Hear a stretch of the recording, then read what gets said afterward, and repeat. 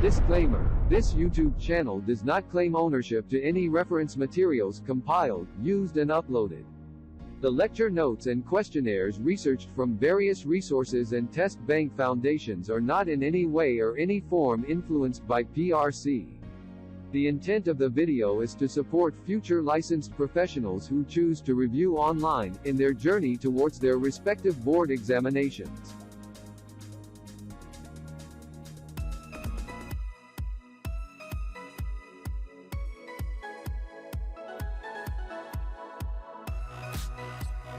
Okay. So as per schedule, our session for tonight, is about the methods and strategies of teaching, or the principles and methods of teaching. So in this session, at the end of this session rather, you should be able to demonstrate knowledge of the different teaching strategies that will build and enhance, new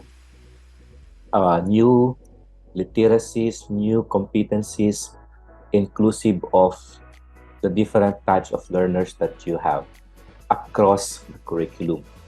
So it could also include literacies from teachers in multicultural, social, media literacy, financial, cyber literacy of teachers and students, arts literacy, and so on.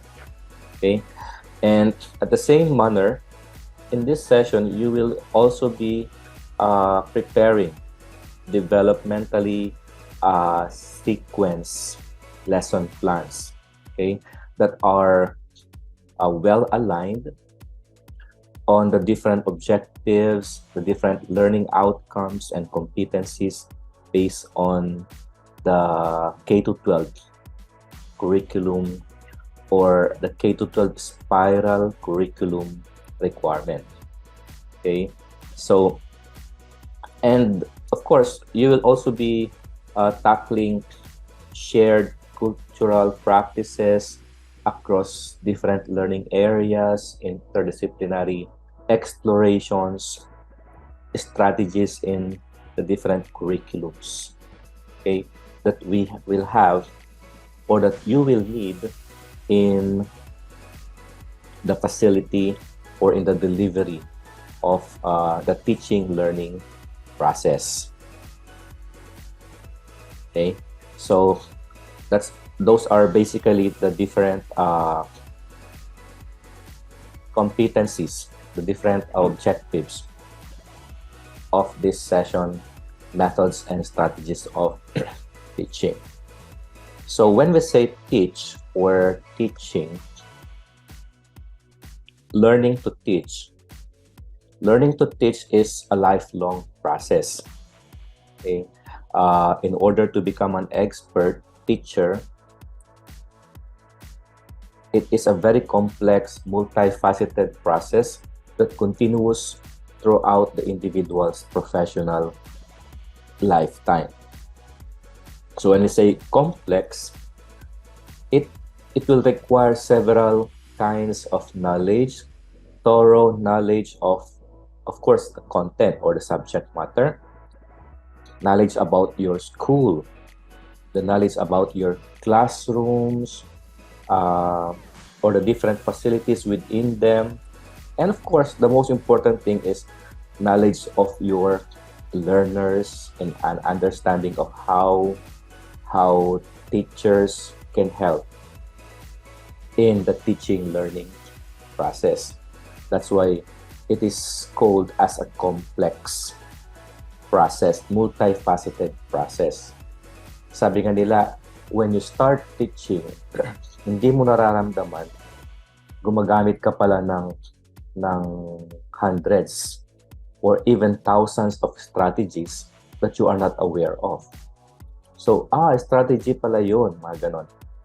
Strategy na pala yung ginagamit ko. Okay? Kasi sa atin namang mga teachers, minsan, may mga ginagawa tayo sa classroom na hindi tayo aware. And the beauty of that is yun na pala ay method, yun na pala ay strategy in that is very useful, that is very meaningful in the teaching learning process. Okay, so yun yung mga principles and strategies of teaching. So when you see teaching, this refers to the management, the management by an instructor, a teacher, of the teaching learning situations. Teaching is the delivery of the concept, the delivery of knowledge to the what do you call this? Recipients, your learners. And then, of course, content knowledge. This is the understanding of content plus ability to translate into meaningful form for your students. Content knowledge, subject matter knowledge. And then we have the pedagogical knowledge. Pedagogy is a method, is a strategy, is a device. It is a manner, scheme, research-based connections between the teaching, learning situations. Okay, the teaching, learning situations as pedagogical knowledge, and of course, strategies. These are the plans for action. Okay, so in learning to teach, we need to consider the following: teaching, your content knowledge, pedagogical knowledge. Yung pedagogical knowledge kasi, yun yung kabuuan ng instruction. Okay? Kabuuan ng instruction that bridges the gap between teaching and learning. Kumbaga, channel siya. And specifically, we have strategies. These are research-based plans for action. So when we speak of strategies, sasabihin natin na I need to use this strategy. I need to do this so that I can deliver better. I can deliver easier. I can change the behavior of my students easier. I can inculcate in their minds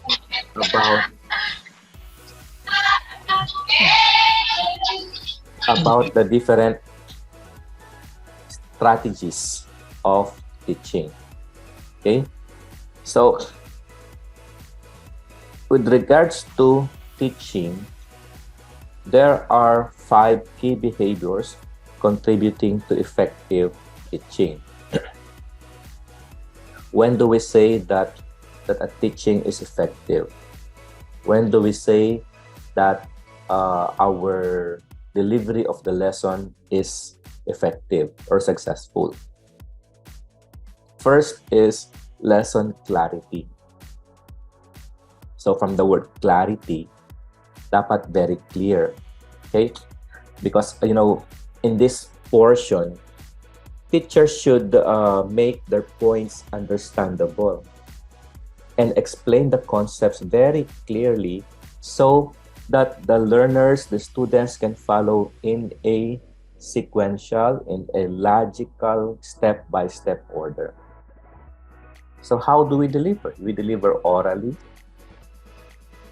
The oral delivery of the teachers should be clear. What else should be? Audible. Yung naririnig ka ng last student sa likod. So kailangan well-modulated din ang boses. And then free from distracting free from distracting mannerisms. Pero minsan mahirap din kasing maiwasan yung minsan may mga mannerisms ang mga teachers. Just to control your emotions. Minsan ninervyos ka, ang dami mong mga pasakali, let's say yung mga hand gestures, okay lang naman yon. Pero as you go along, dapat nababawasan mo na yung mga mannerisms. Kasi sometimes there are mannerisms na very distracting.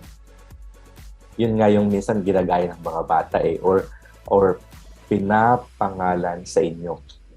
Di ba? Yung mga mannerisms mo sa loob ng classroom. Tapos at the end of or pagkalaunan, yun ang pinapangalan sa inyong mga teachers. May mga kanya-kanya na kayong screen name, kanya-kanya na kayong alias. Okay, so that is lesson clarity. Very clear. That's why during the delivery of lesson, mapapag-aralan nyo rin dito ang art of questioning. Paano ba kayo nagtatanong during recitation, during your class presentation?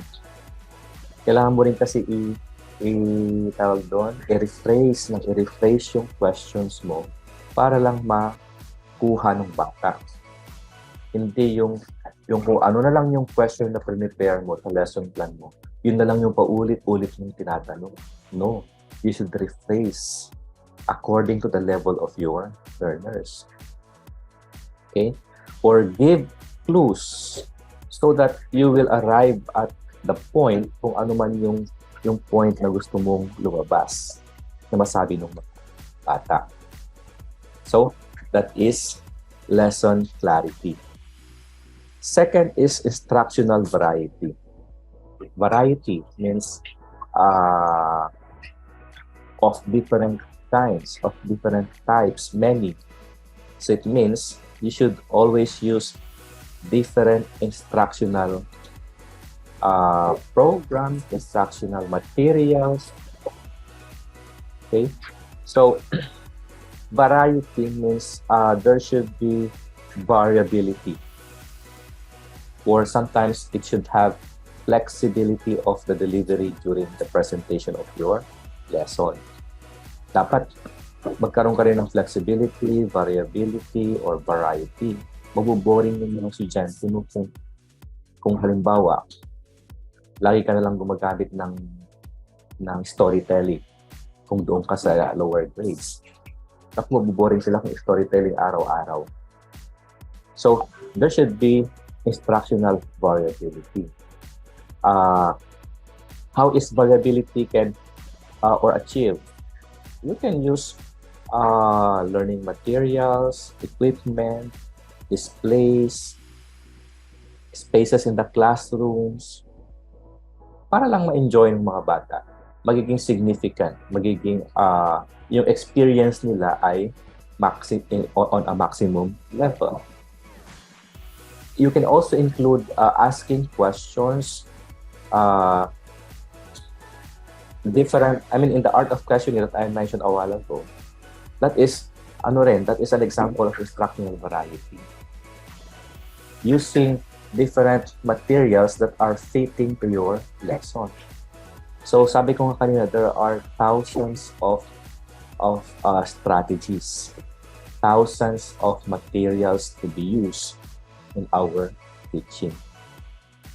So we can use them every now and then, change mo, pero kung napansin mo na yun ay effective sa mga estudyante mo, then yun naman yung lagi mong hindi naman araw-araw. Kung nakikita mo, let's say effective siya, napukuha nila kaagad, nagigets nila yung lesson mo using that method or strategy, then you can use that once in a while or every other day, ganon. Pero wag naman yung every day kasi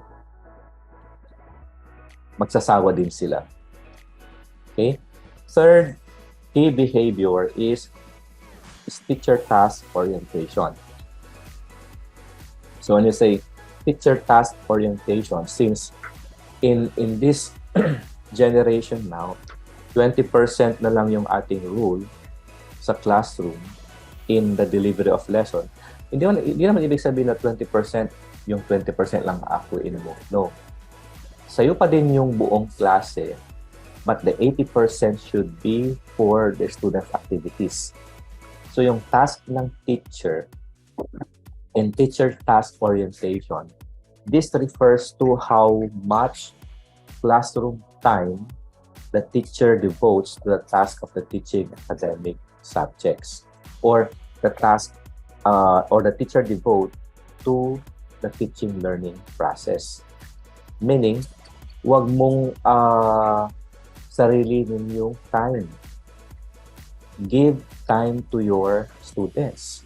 Bigyan mo sila ng mga kakaibang activities. And then, mag-pre-discussion ka and then post-discussion. Kasi, yun ang gagamitin, child-centered, because that's the generation of students we have now. Diba, lagi kong sinasabi na, gone are the days na yung time natin, na yung teacher ay nag-lecture sa classroom buong isang oras. Hindi na effective yun. Kasi mababagot ng mga bata. Okay? Wala na yung, ano na yun, kumbaga, dapat ibaon na sa limot. Unless siguro sa mga, even sa college students, sa college, ina-apply ko yung lecture method, pero napapansin ko din na their attention span is very short na din. So, mas gusto rin nila, sa college kasi gusto nila ang cooperative learning. Yung groupings. Kasi ang mga estudyante ngayon, puro marites. Yung gusto nila yung nagkuchika sa mga classmates. So, yung cooperative learning. Even in, let's say, sa inyo kasi mostly high school teacher, magiging high school teachers kayo. So, cooperative learning, groupings, reporting. Effective sa college ang group reporting and then group presentation. Hindi na rin effective yung mag-discuss ka doon ng isang oras or let's say 30 minutes, then magtatawag ka ng recitation. So, kung ano yung strategy sa mga maliliit, ganun din sa mga malalaki, sa big students, especially in higher education. Okay? So, teacher task orientation takes place in a classroom where teacher and students interaction focuses more on content that are intellectual, that allows students the opportunity to learn and have higher rates of achievement. Yan yung teacher task orientation. Dapat oriented din si teacher sa kanyang classroom time, sa kanyang role sa classroom. Okay? So, when you are teaching, so alam mo na yung task mo as a teacher, the fourth key behavior is engagement in the teaching learning process. Dapat engage yung teacher. Hindi yung magpapabigay ka na lang. Kasi kung i-compare mo kasi yung before, kulang ng engagement ang teacher, especially let's say sa public school. Kung kulang sila sa material, sasabihin na lang ng teacher, okay class, open your book on page 35 and read the story from page 35 to 40. So, pinagbasa mo ang mga estudyante mo, 30 minutes na. So, wala kang engagement. Okay? Or, copy page 1 to 2, we will discuss tomorrow. Yung mga ganong typical na teacher nung unang panahon, di ba? So, in engagement in the learning process, this refers to the amount of time students devote to learning. Okay? To learning an academic subject. Okay? It is also considered as the amount of time spent by the students in actively, take note, in actively learning the material, and actively teaming the engagement rate. Okay? So, dapat na-engage sila sa instructional materials na ginagamit mo. And of course, sa lahat ng ginagamit mong instructional aids, dapat magbe-benefit yung mga bata from the activities being presented. Magiging okay ang kanilang experiences sa classroom. So, dapat maganda ang engagement, interaction. May interaction ang teacher and kaya nga we are known to be facilitators of learning in the classroom kasi naka-monitor pa rin tayo. Meron tayong interaction with our learners. So that is engagement in the learning process. And of course, an effective teaching is defined when the student's success rate is high, is commendable. Kahit naman turo ka ng turo araw-araw, kung at the end of the summative test, ang baba ng success rate, would you say that that is effective or yung strategy mo ay effective? Hindi. You know, yung common problem sa Philippines, yung mga teachers, sinisisi nila sa school, wala daw materials, kulang sa equipment, sinisisi nila sa parents kasi yung mga bata daw walang disiplina, kahit i-spoon feed mo na ng pagtuturo, hindi pa rin sila tawag doon, sumusunod. Kasi ang hirap sa high school, especially senior high school. Isubo mo na yung lesson, hindi pa rin nila nakukuha. Pero kung iisipin mo, kahit naman anong klaseng estudyante meron ka, ibabalik at ibabalik sa iyo yan. Sasabihin nila, teacher factor. What have you done as a teacher? Di ba? Kaya minsan sinisisi nila na, kasi walang disiplina yung ganito. Dapat nauuna ang behavior, tinuturo sa bahay, mga ganyan.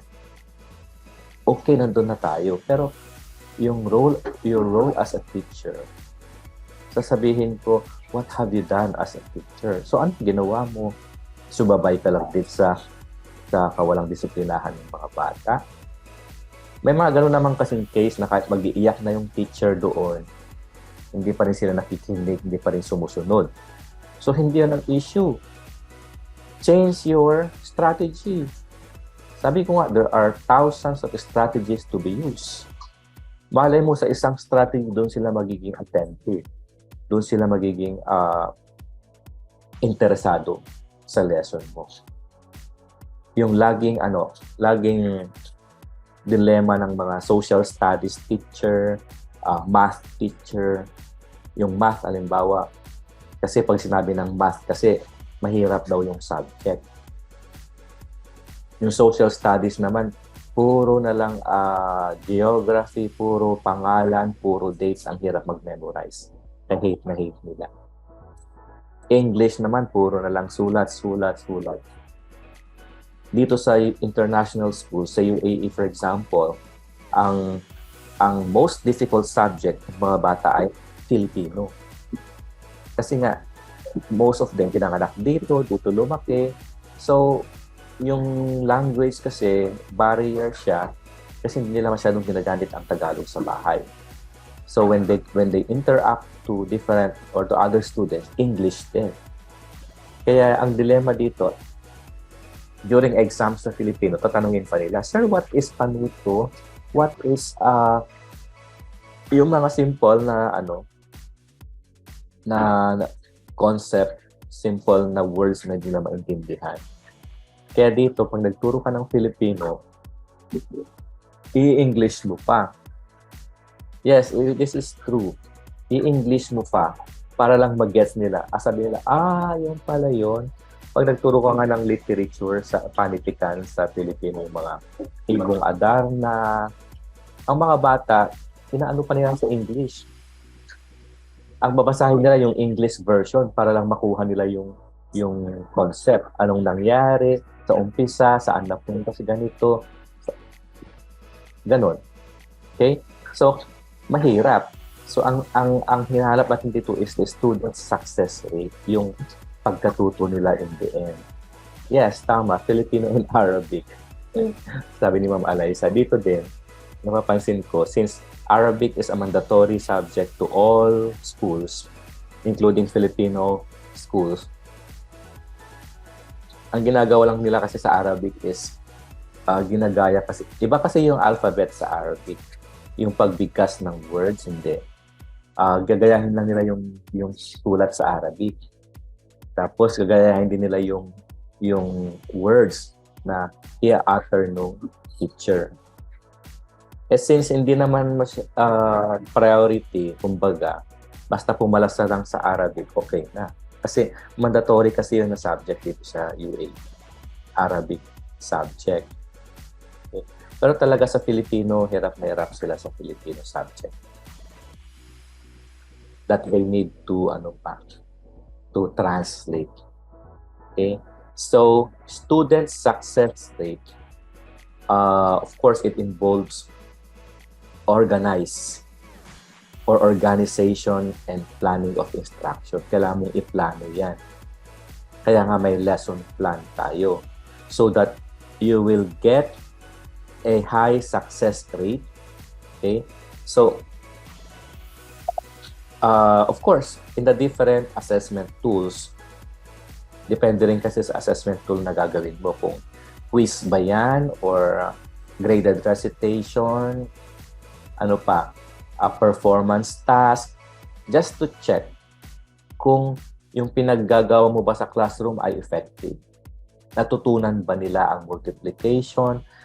Mataas ba ang rate ng passing mo nung sila ay nagkaroon ng term exam or quarter exam? So, student success rate. Therefore, if you have the appeal or the guts of considering those 5 key behaviors, then you can definitely call your delivery of teaching as effective. Effective pala akong magturo. Kasi maganda yung success rate. Very clear kasi naman kasi ano naman yun, they are interconnected. Mataas ang success rate ng estudyante mo kung very clear ang pagtuturo mo. Kung na-experience nila yung lesson using instructional variability or variety. Kung yung teacher ay very organized in her task or in his task, and then if he or she engages or involved himself or herself during the teaching learning process or during the discussion, then you can say that you are an effective teacher. Okay po? So, those are the key behaviors. So if you have any input or questions, you can put it in the chat so we can consider or recognize. There are different principles of good teaching. Actually, wala namang exact na principles kasi continuous din naman yan. It keeps on changing. Nadadagdagan, nababawasan, depending sa generation. Okay? So, one is active learning. So, there are certain principles of good teaching that the teacher should familiarize himself with. Marami, ang dami yan. Okay? But, ito lang yung mga most important to or as a guide, as stimulation and inspiration of a good teacher. Okay? So first is active learning. Siyempre naman, magtuturo ka yung inactive, yung boring, yung walang they call this, hindi na ma-maximize yung participation or experiences ng mga bata. Okay? So active learning per se means your learners must be mentally active most of the time. Okay? And physically active also most of the time. Mentally active, syempre dapat nag-grasp nila yung lesson mo. Physically, dapat they are interacting. Nakiki-interact sila sa klase. So they should be physically active all the time. May mga bata minsan pumapasok walang gana kasi may problema sa bahay, may different factors, different issues. So it's the role of the teacher to help that learner to engage. Kailangan i-involve mo yung learner the best way that you can. Pero kung disturbed naman talaga yung bata at hindi mo siya ma-invite, ma-encourage to naiwanan muna ang problema niya sa bag niya para lang matuto, then you can ask him or her if he needs guidance. Otherwise, send him to the guidance office. Kasi nandun yung tamang tao na kakausap sa kanya kung meron man siyang mabigat na problema. Pero kung hindi man siya gaanong kabigat, then it's up to you to convince, to inspire, or motivate your student para lang maki-participate. So, that is a principle of a good teaching.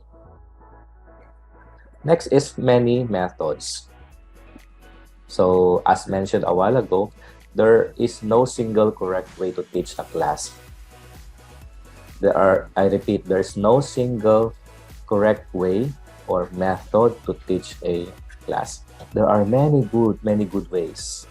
There are many different methods.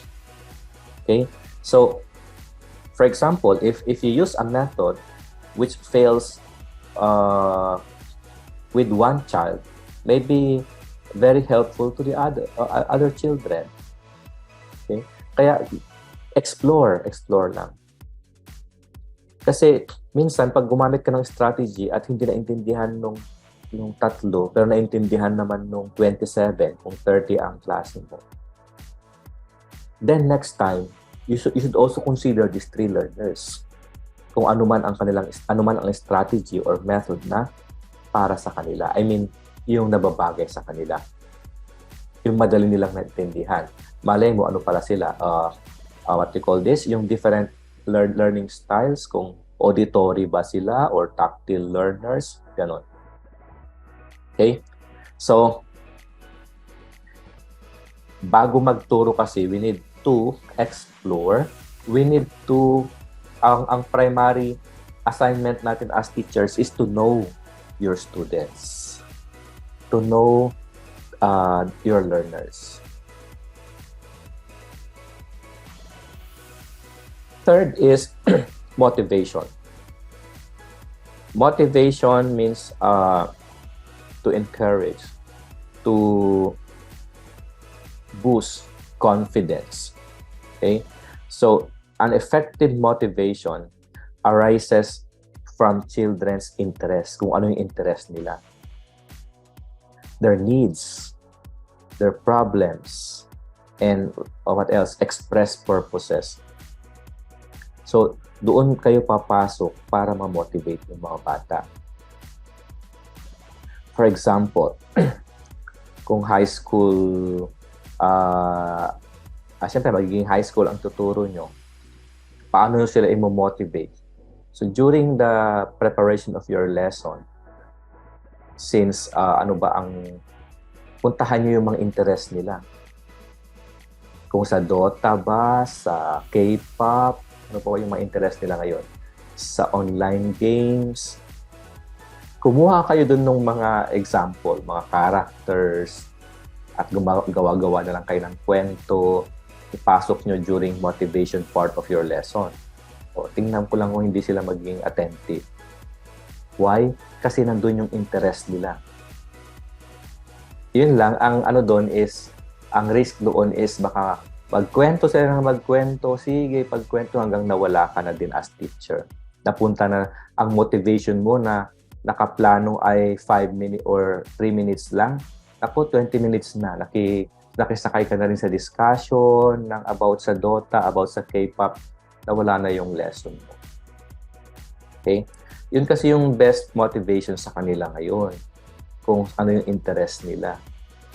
Or what is latest news about the Philippines, about or issues that concerns them. Doon ka papasok yung pang-motivate. Kung may bagong what we call this, technology, may bagong trend. Siyempre yung mga bata yan, saka ka-browse sa internet, saka ka-marites nila, kababasa nila saan. Madami silang nakukuhang idea. Marami silang nakukuhang input. So, ganun din dapat ang teacher. Pag nag-motivate ka, hindi naman yung pang 10 years ago. Tatawanan ka ng mga bata. Hindi nila na-appreciate kasi hindi nila time yun. Diba? Ang pangit nung nagmo-motivate ka about Ragnarok. Ako, panahon pa ni Kupong-Kupong yung Ragnarok na yan. Okay, so motivation. Fourth is well-balanced curriculum. When I say well-balanced curriculum, di ba ang curriculum yun yung courses of study natin, yung entire na gagawin nila sa classroom for that day, that can also be called as curriculum. So, when we say well-balanced curriculum, it should provide the essential skills for the child to enable him to become a useful member of the society. What else? To satisfy your learners' personal and immediate needs. So there should be a blend and balance of those two sa curriculum. Okay? So magtuturo ka, igniting a light para sa personal need ng bata, at the same time the essential skills na kakailanganin nila. Okay?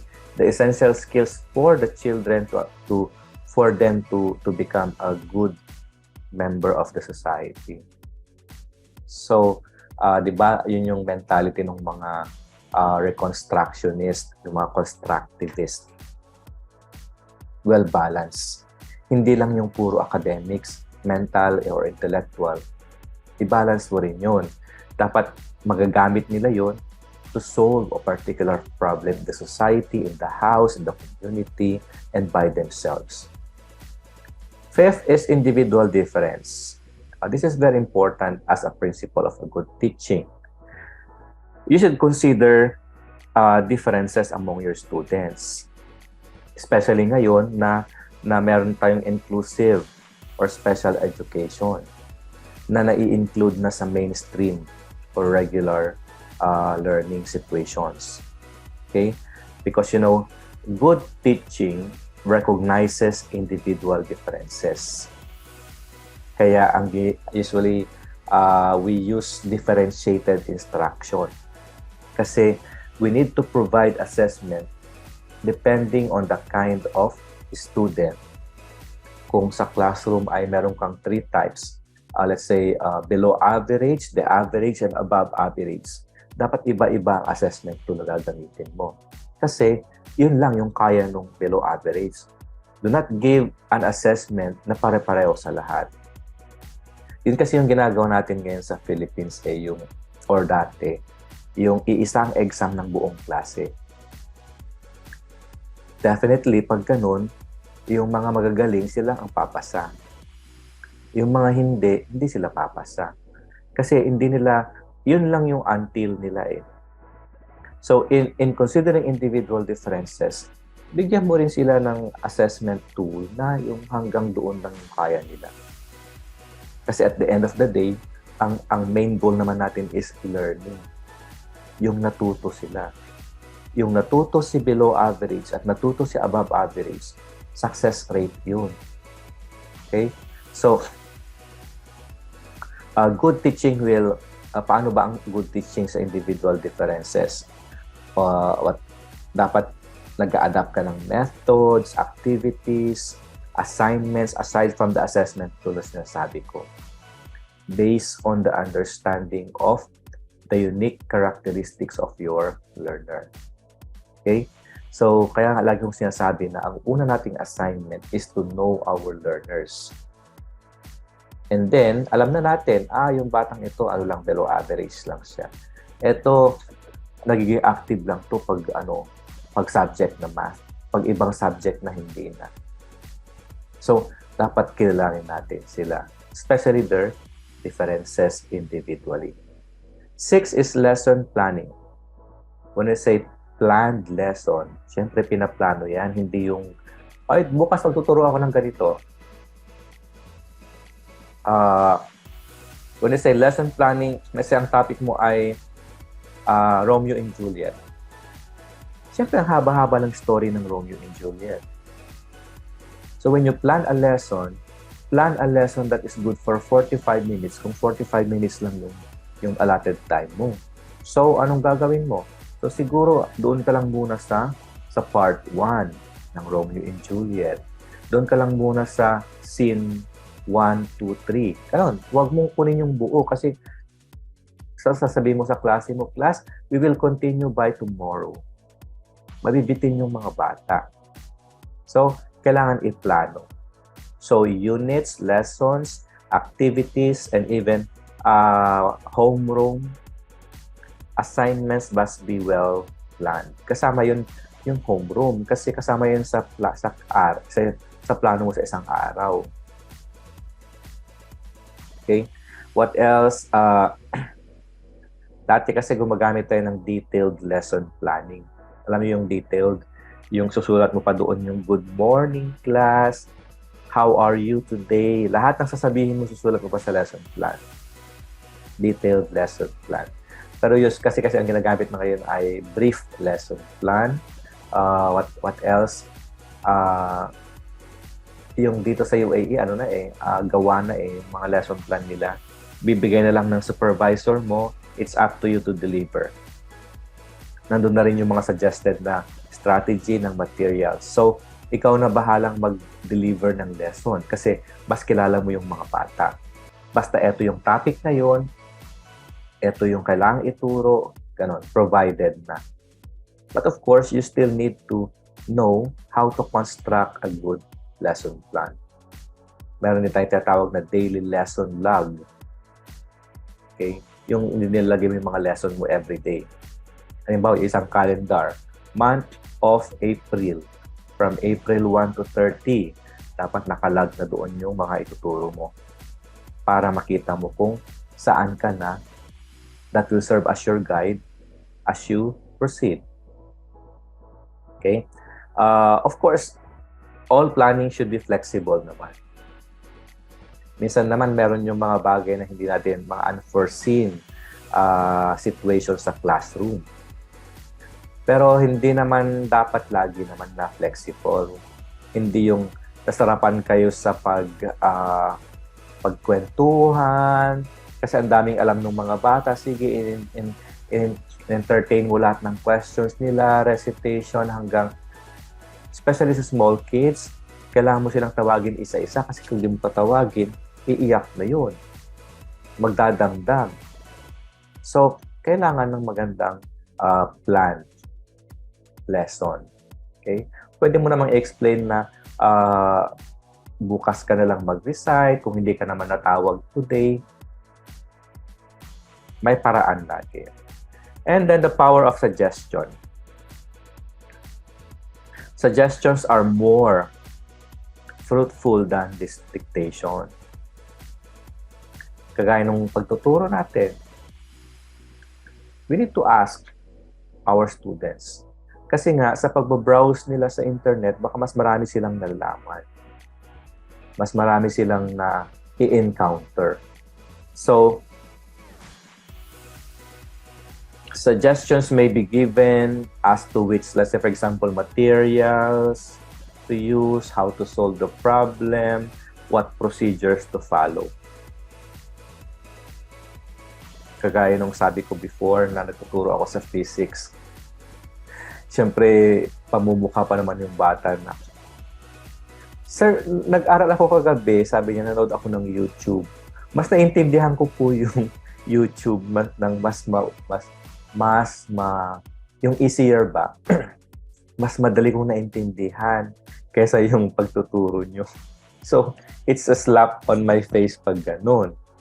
So, gumawa ka na lang ng pang-rebat mo din. Sabihin mo na, yes, kung ikaw lang ang tuturuan ko, I might be using that strategy. Pero madami kasi kayo eh. So, I have to teach on the level of all your classmates. O, ganda lang, di ba? Hindi nakalusot ka din. Di ba? Kasi, yeah, I saw that video also in the YouTube and explain niya. Siyempre, madali lang ang pag-explain. Kung ikaw na matalinong bata, kung ikaw na average student, lang ang makikinig. Pero, ilang kayo sa classroom? 40 kayo or 30 kayo. So, I need to consider also yung mga below average. So, kailangan slow, little by little para maintindihan ng lahat. So, parang sasabihin ko na lang is, parang hindi naman siya ma-discourage. Like, yes, You can have as many references as you can. Kung saan kayo mas madaling matuto, maintindihan, then go for it. At the end of the day, sasabihin mo, this is our lesson. Pag nag-assessment ako, make sure na tama rin yung mga binabasa mo, pinapanood. Ganon ang power of suggestion. So, siyempre, kailangan mong kunin yung details ng video na yon and then go over. Tingnan mo rin. Baka makakuha ka din ng input. Sasabihin mo na, meron palang ganitong OC, hindi mo pala alam yun. May ganito palang style, may ganito palang delivery. At least in the next session, you can use that strategy. So, that's the power of suggestion also. Hindi yung magmagaling yung teacher. Ako nga, minsan, ang hirap din minsan, pag nagtuturo ka, kahit sinolve mo yung problem, siyempre, before ka magturo, isolve mo na yung mga problems sa problem solving.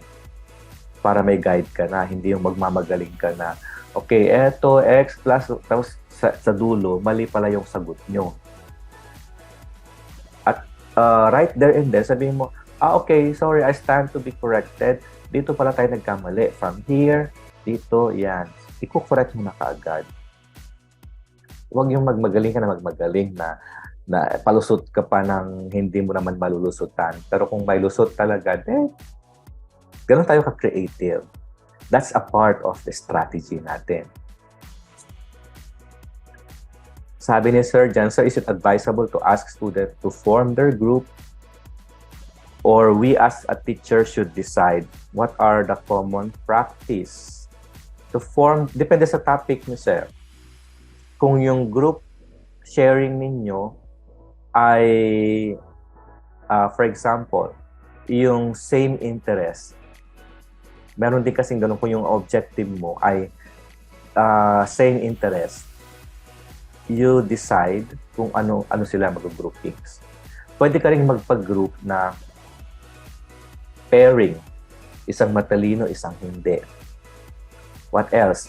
Pwede mo ring i-group yung matatalino lang. Then, depende sa'yo, sir. Pero kung let the students decide kung anong group sila, depende kung anong ipapag-group mo. Kung group project, minsan kasi pag group project, mas mabuti yung magkaka-interest sila, magkakakilala, magkakaibigan. Bakit? Kasi they can work better pag magkakakilala sila. Pero kung hindi naman effective, hetero, halo-halo. Kasi ang disadvantages din minsan yung halo-halo. Hindi sila magkakakilala. Minsan initsapwera si ganito kasi hindi nila friend. May mga ganong instance naman. Okay? What else? Depende, sir, sa groupings mo sa cooperative learning. Depende sa objective ng lesson. Depende sa objective ng groupings. But you can use both. Kasi nandun ka naman as facilitator. Okay?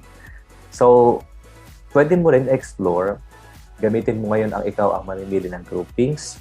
Pag hindi effective, yun, let the students decide sa mga groups. Para makita mo rin minsan kung sino yung mga hindi nila what you call this? Yung ayaw nila sa grupo, mga ganon. Para doon ka magbabat in. Okay? May mga ganong instance kasi yung hate nila yung isang kaklase, ayaw nilang ka-group. Kung ganon, the more na i-insert mo yung estudyante na yun sa kanila para nila. Okay? Malay mo, they will get along better. So it depends on the nature, depends on the purpose of the groupings. 8. Encouragement. Ayun ba yung question mo, sir? Tama ba? Yung sagot ko ba? Form their group. Yeah. You can do both. Depende sa nature ng ano. So, I advise you to explore. Especially sa high school. Pero kung sabihin mo naman minsan, form your group, naku, yung mga parasite na student, doon na sila lahat sa top 1. Di ba? Usually, ganun naman. Eh, yung ibang mahiyain, wala. Sila na lang yung no choice. So kung ang purpose mo ay for them to be involved, use hetero. Minsan pwede rin yung identify mo yung top 5, make them as leaders. Then choose your members. Ganon. Pero ako din minsan sa physics, sa sciences, sa mathematics. Kung sino yung mga bottom 5, yung mga failed students, sila ang ginagawa kong leader. Para, tawag doon, they need to lead the group. Para ma-boost yung nila, confidence nila na to discuss with the brighter students, para makapagtanong siya. Kasi baka, siyempre, na-failed siya kasi hindi niya naintindihan yung lesson. Hindi siya nag-review. So, makatutulungan siya. Yung siya yung leader na magtatanong, paano ba kasi ito? Anong gagawin dito? Ano ang suggestion nyo? Parang gano'n. So, ma-feel din niya na siya ay leader. So, nabibigyan siya ng chance. Pwede rin yung gano'n. O yung mga misbehave students, gawin mo silang leader sa isang group. Pwede mo rin gawing isang grupo yung mga misbehave students. Yung mga loko-loko. Tingnan natin kung paano sila mag-sharing. Okay? So, it's up to you as a teacher. Encouragement, syempre, in a good teaching condition or in situation rather, we need always to give phrases, kahit very small man yan o malaking achievement, even senior high school, even college student. You give phrase only when earned, of course, okay? Just to make your learner aware of their successes or achievements. You can also give constructive criticisms if needed, okay? Especially where persistent errors are being made. Magbigay ka ng constructive criticism. Huwag mong isipin na mapapahiya yung bata. Isipin mo yung kung persistent yung error na ginagawa niya. You need to give constructive criticism if needed. Okay? Remedial teaching. So, good teaching is both diagnostic and remedial.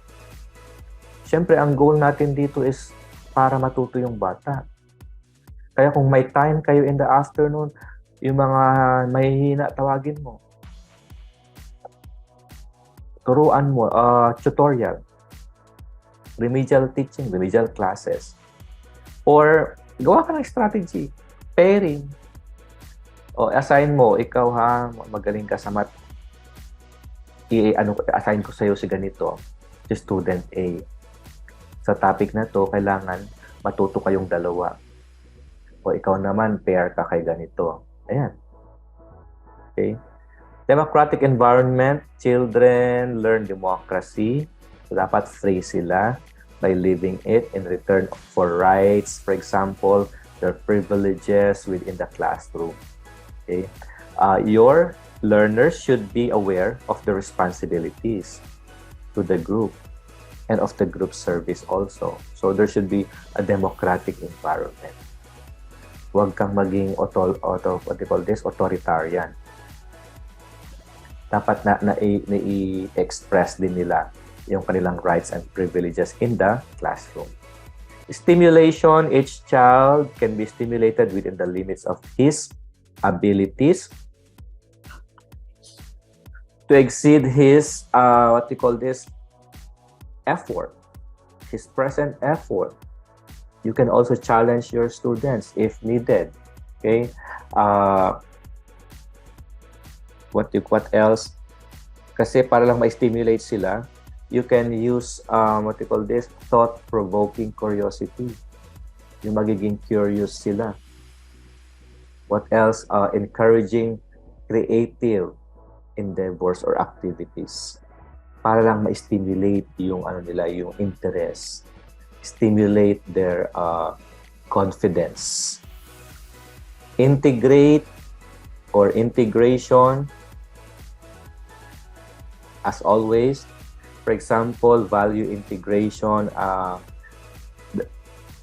ganun na rin sa life-like situation, we need to build previous knowledge, i-connect natin yung mga previous lesson natin and experiences to the new lesson, new learning.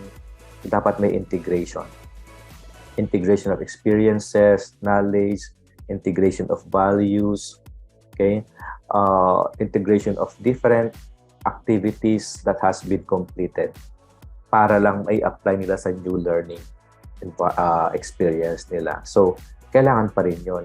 I-connect natin yung mga past, yung mga previous experiences nila. That's an integration. Same is true with life-like situation. So, like, for example, children should be able to be guided or should be guided to realize the different lessons that they are learning inside the classroom as part of their life.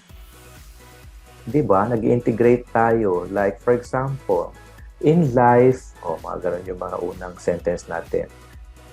I-connect mo na yung lesson mo sa buhay para mas ma-appreciate nila. Integrate the value of lesson sa real life situations. Basta ma-connect mo lang. That is already integration of values. It could also be life-like situation. And then, the last principle of good teaching is independence. Okay? Yung responsibility ng mga learners. The child increasing independence from us teachers, from adults, and their ever-increasing responsibility are signposts of a good teaching. Okay? So, diyan din natin madidetermine minsan yung maturity level of your learners. Give them independence. So, those are the principles of good teaching.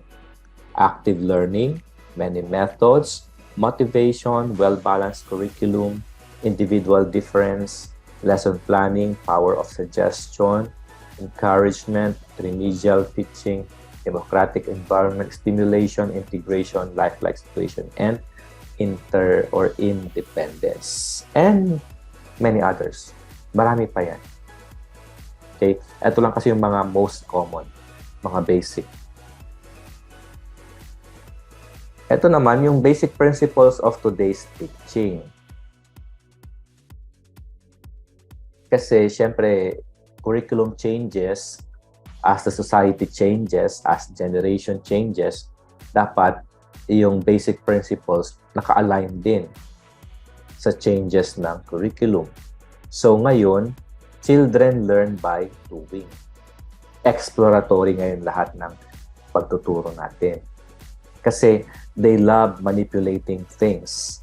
They love interactive learning. Kaya, discovery, children learn by doing. Mas naiintindihan nila ang lesson mo kung ginagawa nila mismo. Meaning, hindi lang yung ikaw na nagdadak-dak doon sa classroom, nakikinig lang sila sa iyo. But if you make an activity or a strategy that will make their experiences at the maximum level, then they will learn better. So yan yung children learn by doing. And then motivation.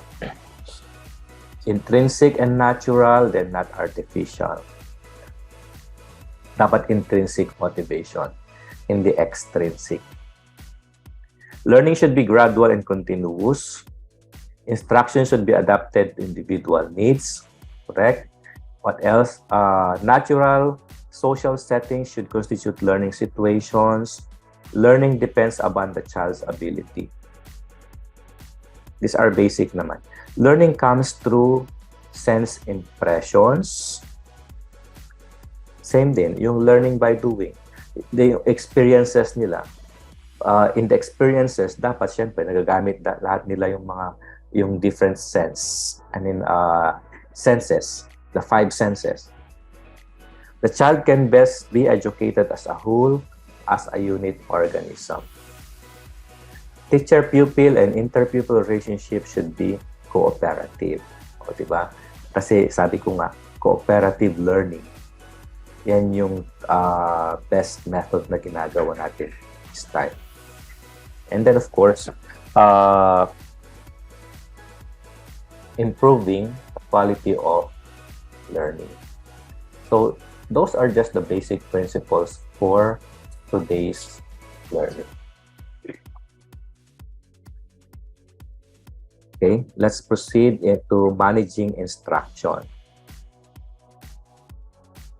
So when we say managing instruction, this has something to do with the instructional process. These are specific statements of learning outcomes necessary for acquiring the goals, the end goals, and so on. So in instruction, syempre meron tayong objectives lagi. Paulit-ulit lang to actually.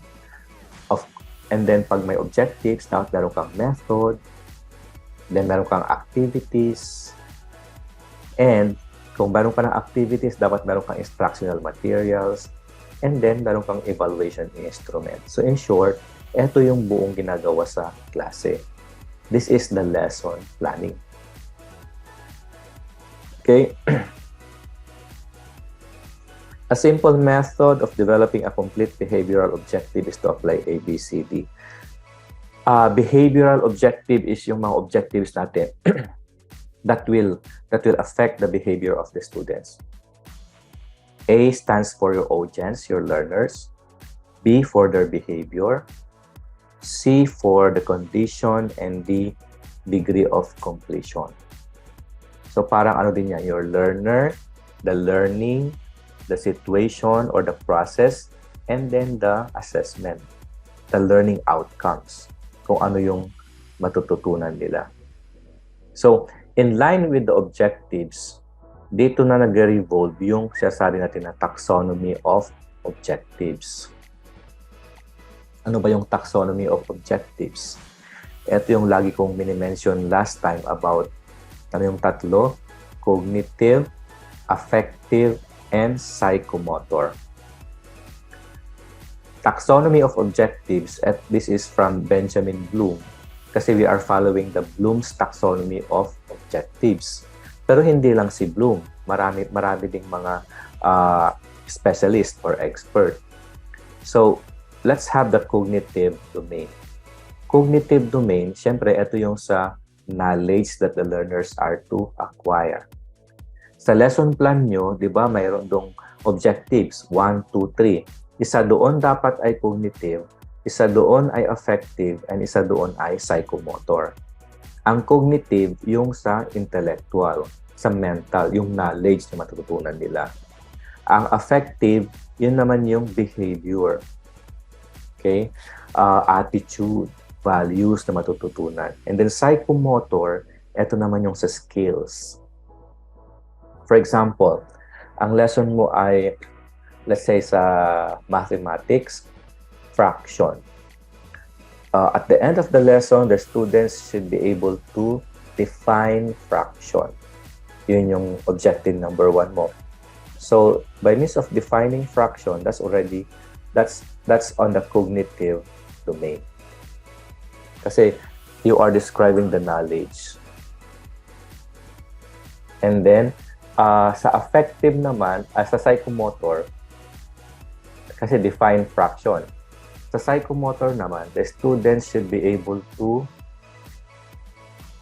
add, subtract, multiply, and divide fractions. So, nandun na yung skills.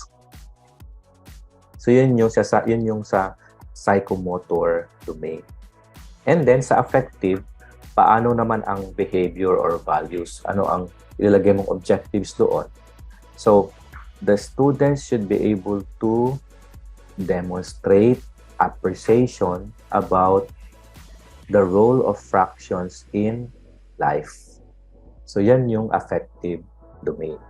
So, at least meron silang values or attitudes that are being affected. Yun yung affective.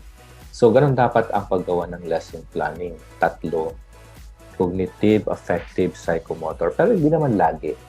Kasi ang hirap din gumawa ng lesson plan kung laging merong affective. Pero as much as possible sana, meron. So, pag ganun, dapat yung mga objectives mo, yung SMART din. Like, yun nga, to demonstrate appreciation, manifest appreciation about the lesson of fraction. Paano mo ba na i-apply ang fraction sa bahay? 'Di ba? O yung pag ganun, yung tamang distribution ng household chores sa mga bata, distribution ng assignments sa bahay. Ganun. Yun yung mga affective objectives. So let's start with the cognitive domain. Sabi ni Benjamin Bloom, ito yung hierarchy. Hierarchical taxonomy for the cognitive domain. Meron tayong 6 educational objective levels. So, para matandaan, ito KCA, ASE.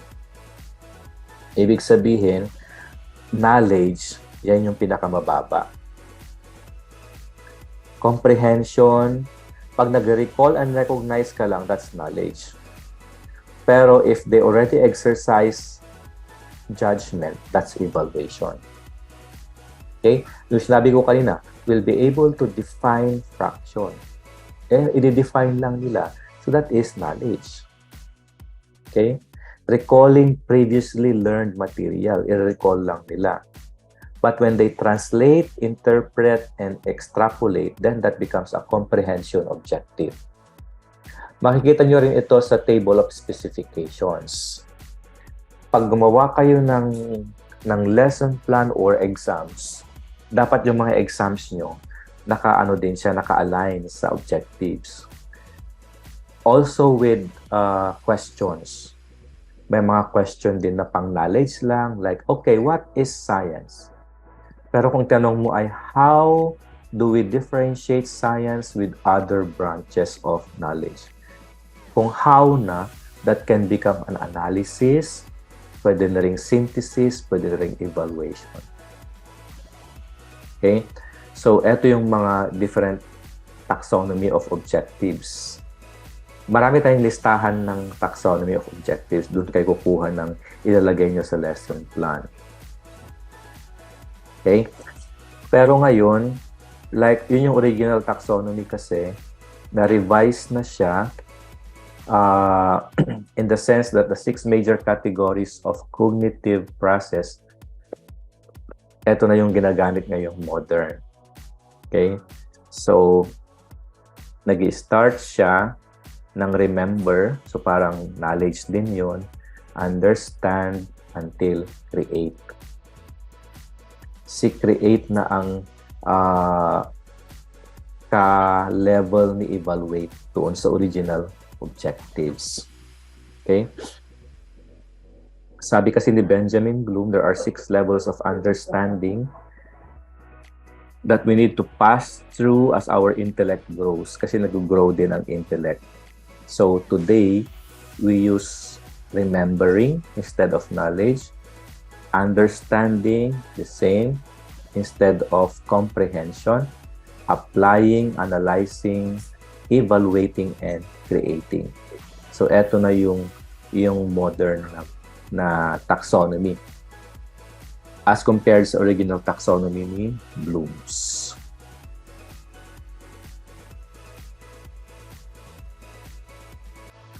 So eto yon. Kung according to Benjamin Bloom, these are basically the 3 domains of learning: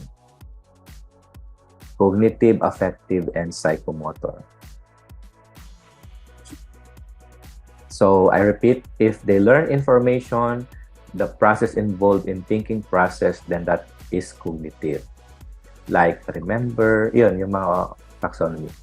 Pag affective naman, they internalize belief, attitudes, and values. So ang mga gagamitin nating objectives ay receive, respond, value, organize, characterize. Whereas in psychomotor, ito naman yung mga learning of physical movements. Pwede rin yung mga skills. So, and these are the taxonomy. So, next is affective domain. Sa affective, ang ginagamit nating taxonomy of adjectives ay yung kay David Krathwohl.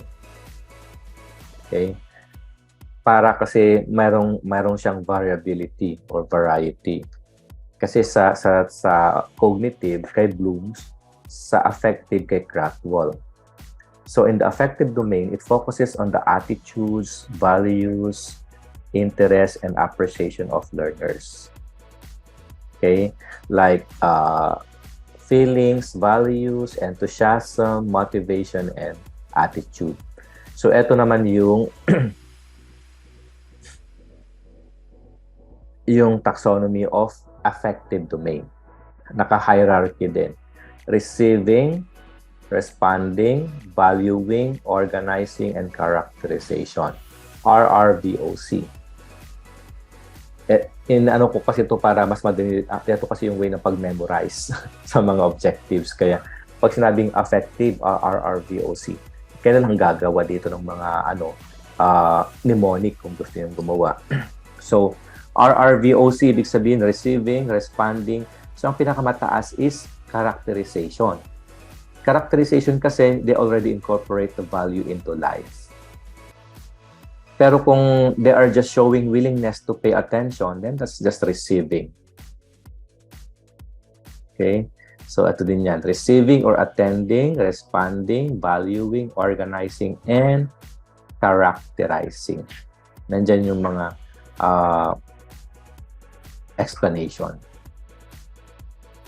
And then the third taxonomy is psychomotor. This time, we will also use the hierarchical domains by Elizabeth Simpson. So, kay Bloom's, yung cognitive, kay Krathwohl, ang affective, ang psychomotor kay Elizabeth Simpson. So, siyempre, psychomotor domains is skills, development of skills that requires practice, and it is measured in terms of speed, precision, distance, procedures, or techniques in execution. So, ito naman siya. Si PSG, Mr. AO, sa psychomotor domain. So, PSG, perception, set, guided response, ang pinakamataas is origination. When we say origination, there is already a new movement or patterns. Nakakabuo na siya ng new movement, new patterns, and iyon ay creativity. Okay? So, yan yung mga levels of educational objectives.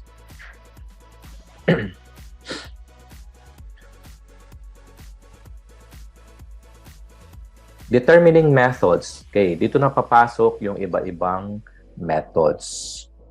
Okay, what are the factors to consider in choosing a method, principle of determining method, and then the types of approaches, methods, and strategies. Siyempre, there are a lot of factors. Depende yung nature ng estudyante mo, depende sa subject, ano pa, depende sa availability din ng material. What else?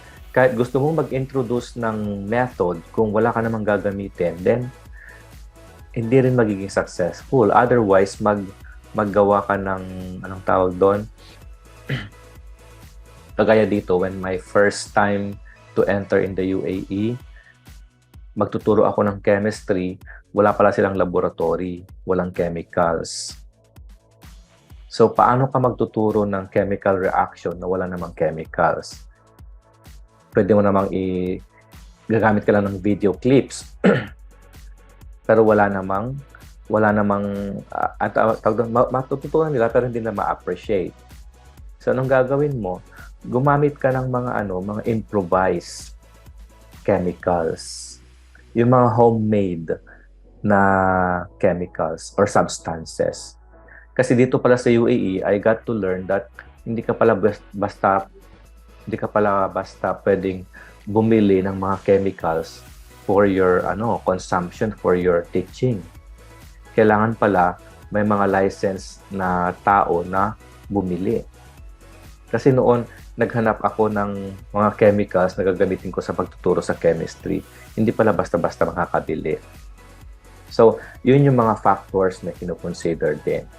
No matter how you want those materials to be a part of your teaching and learning process, kasi ang ganda ng, let's say, ang method mo dapat ay demonstration method. Mag-demonstrate ka.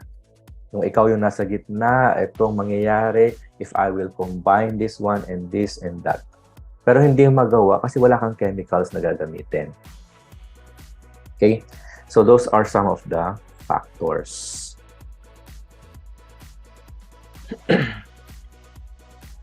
So, classification of teaching methods. Traditional, time-tested, and progressive. Siyempre, mga traditional, ito yung mga old-fashioned way of teaching like memorization. Yung minimemorize, yung 1 times 1, 1 times 2. Tapos pinapamemorize mo yung all things bright and beautiful. Rote learning, yung repetition. And then textbook technique. Those are teaching methods. Time-tested, ito naman yung mga ginagamit ever since the world began. Like, they stood the test of time and are still being used at present, like lecture, reporting, demonstration, discussion, kasi effective pa rin naman. Depende sa estudyante and some factors also. Okay? So, yung rote learning kasi, ito yung, di ba, repetition learning. You ask the students to repeat what the teacher is saying again and again without understanding what they are saying. Yun yung mga old-fashioned. Okay? Yung textbook technique, ito naman yung the teacher is using one textbook to teach the subject. Kasi wala nang availability ng materials. So parang si teacher lang ang taga-feed ng knowledge. Ang mga bata lang ay taga-accept. So ngayon na meron ng Google, may internet, they can browse as many references as they can. Okay? So sa time-tested naman, ito yung mga lecture, demonstration. Maganda pa rin kasi ang demonstration. Yung ikaw ay nasa gitna, i-demonstrate mo yung para doon sila makukuha ng input, ng experiences, ganon. Pero if you have available materials, effective ang demonstration kung wala kayong gamit. Ikaw lang ang may gamit, kumbaga, sa pag-present ng lesson. Let's say, gagawa kayo let's say, ang topic mo ay sa electronics. Papakita mo yung different parts ng radio, mga ganun, yung kuryente, yung daloy ng yung series connection, ganyan. Pero kung lahat sila merong material, then mas mabuti yon. Magiging laboratory na siya. Okay? And then yung progressive, ito yung newer and more improved methods of teaching like the one that we are using today. Online, blended, modular, these are progressive teaching methods. Okay? Pag modular, ito yung binibigyan ka ng modules, but of course, it is guided by the teacher. Yung online naman, lessons are accessed via the information highway or the internet. Kasi online eh. And then blended, this is a combination of modalities like face-to-face and then online blended learning.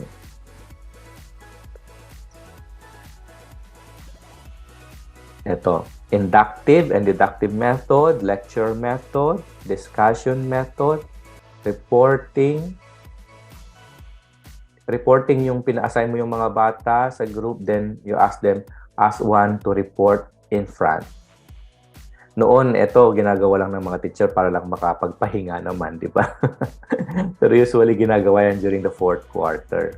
Yung mag-assign ka ng topic, para din maano yung mga bata sa kanilang responsibility to research on the topic, but before the learner reports, kailangan mo ring i-check yung i-report niya. Kung kompleto ba, tama ba, yung pinagkukuhanan niya ng references, ganun. Huwag yung in-assign mo na yung topic, okay, bukas mag-report ka na. No, i-check mo yung content ng kanyang report. Baka masyadong mahaba. Hindi niya matatapos yung 45 minutes. Investigatory method sa science. They investigate on a process, on something, and then they will present.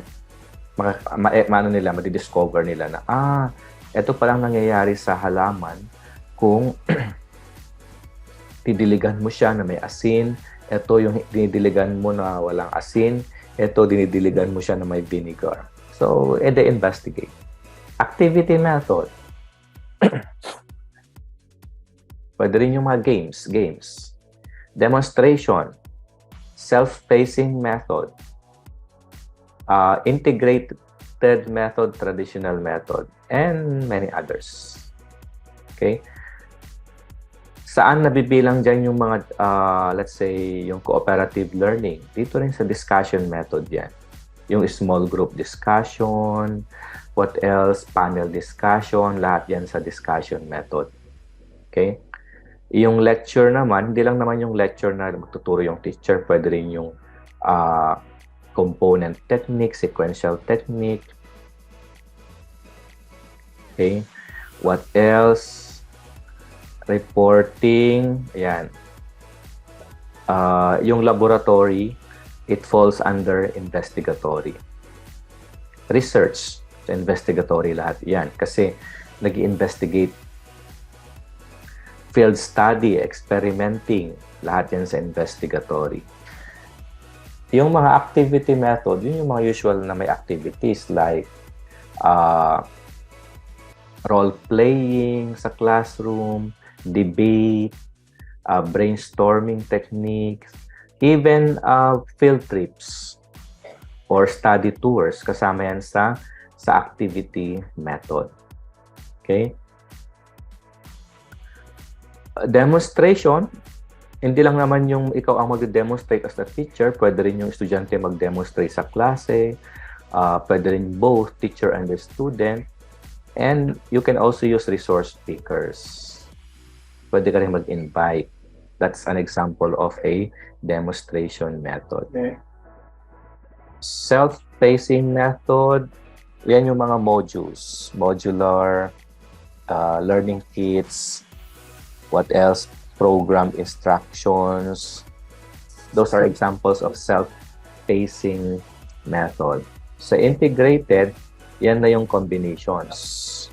Okay? Like film showing, combination of lecture and reporting. Okay?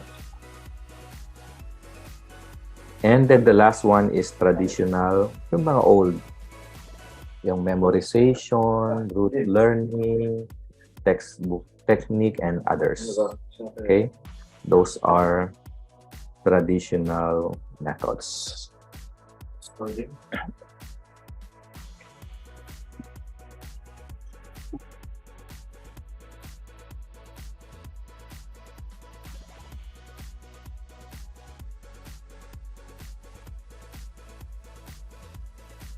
Okay, so ito lang yung mga list of common methods or techniques in the classroom.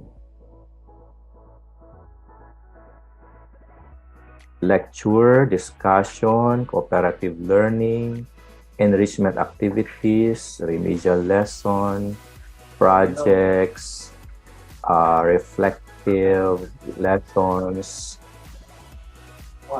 What else? Problem-based learning, fishbowl techniques, brainstorming, debate, storytelling, Phillips 66, and many others. Marami pa. Okay? Pwede yung mga flipped classroom, open forum, demonstration, synchronous, asynchronous, at yung sa online na ginamit natin during the pandemic. Okay? Asynchronous, yung online, pero depending on the student's preference. Pag synchronous, ito yung online lesson that happens in real time. Okay? Yan yung sinasabi natin na synchronous, asynchronous.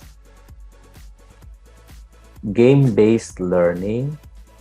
What else?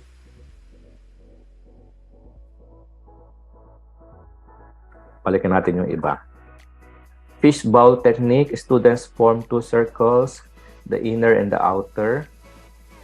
And then yung outer, sila yung mag-a-ask ng questions. Then pwede rin baliktaran. Yung inner group, sila yung makikinig, mag-observe.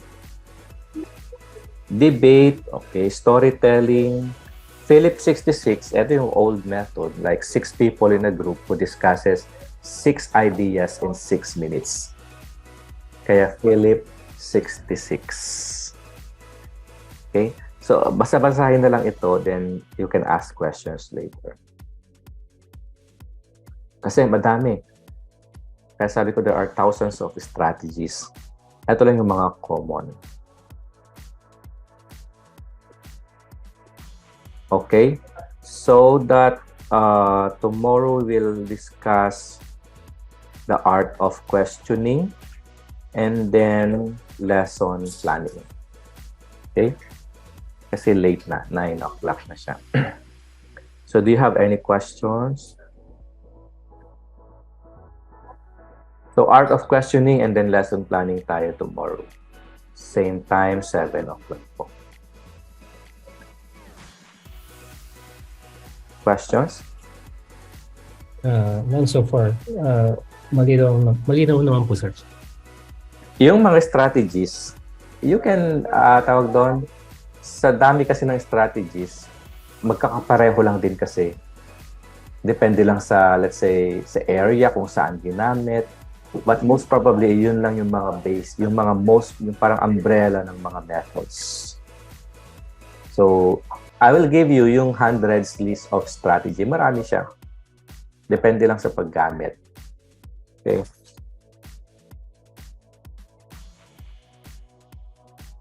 So, I repeat, tomorrow we'll have art of questioning. Ano dapat yung mga principles when you ask questions to your students during your discussion. And then we will also tackle one of the most important concepts in principles and strategies. This is the lesson plan. We will be going over the lesson plan provided by DepEd sa Philippines. Kasi syempre, Philippines naman. Especially when you take the LEPT exams, you should be familiar with lesson planning in the Philippines, yung K-12 lesson plan. And then, with regards to lesson plan, you will also incorporate classroom management. How to manage a classroom. So hopefully we can finish this one. Okay po. So kung wala ng questions, see you again tomorrow evening at 7 o'clock. See you po, sir. Good evening po. Good night po, sir. Thank you, sir. Goodbye.